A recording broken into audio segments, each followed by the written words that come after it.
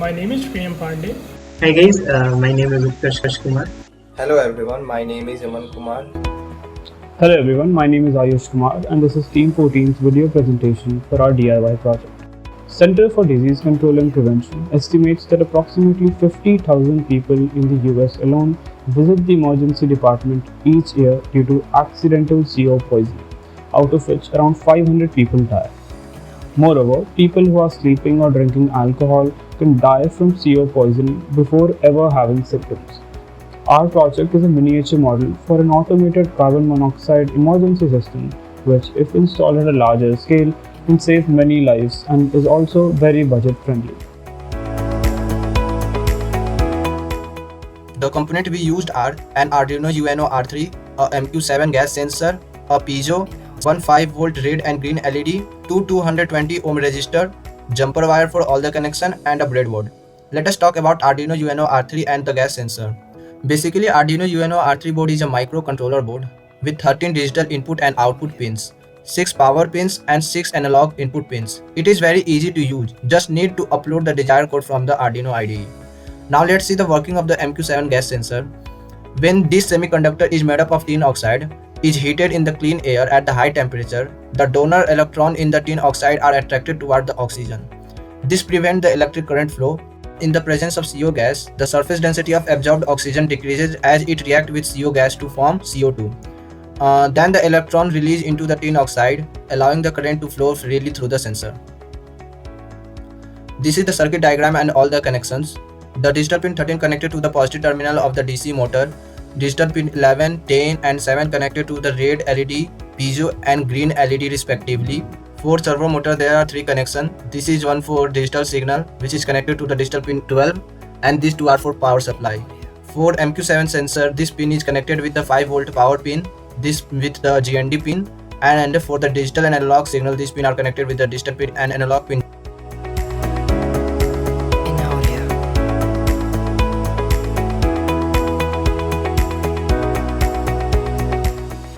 Now I'm going to explain the code part of project. The code starts by including the servo.h library, which consists of different functions for controlling servo motors. Then different variables has been declared whose name correspond to the component and value correspond to the analog and digital pins from where they will be receiving the output and input.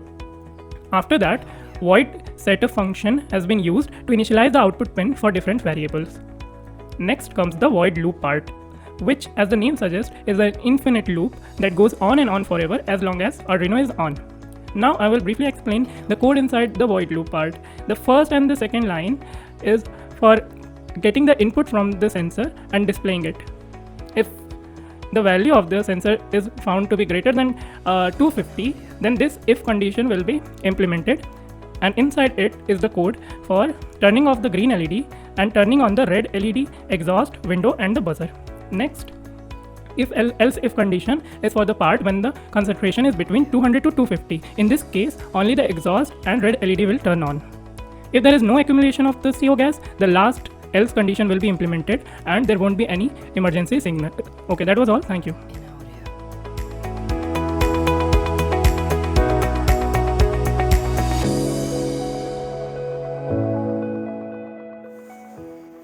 So this is the miniature house model we have created to demonstrate the working of our project.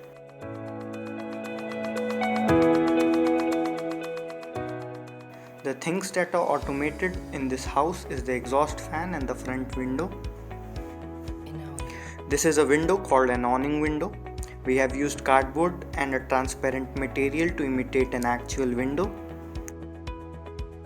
The other windows are also made the same way, but they are not automated. This is the exhaust fan we will be using. Now let's have a look from the inside. Let's first remove the roof.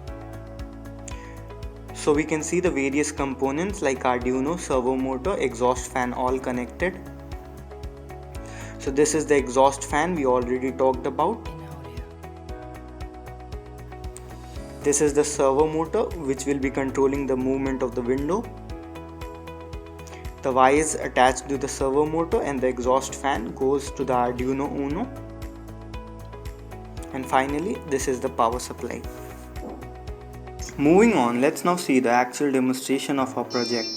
We will see a scenario where the amount of gas inside the house will be rapidly increasing.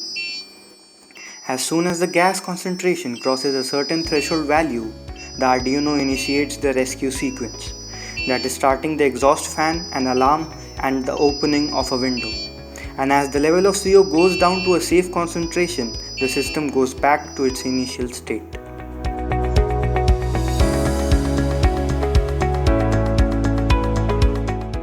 Conclusion of the project.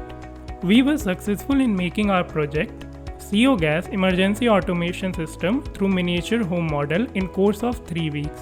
While demonstration of the project, all the safety precautions were taken to prevent hazard of exposure to CO gas. We learned about Arduino Uno R3, Tinkercad circuit designing, programming, modeling of house, and presenting while the project. Thank you.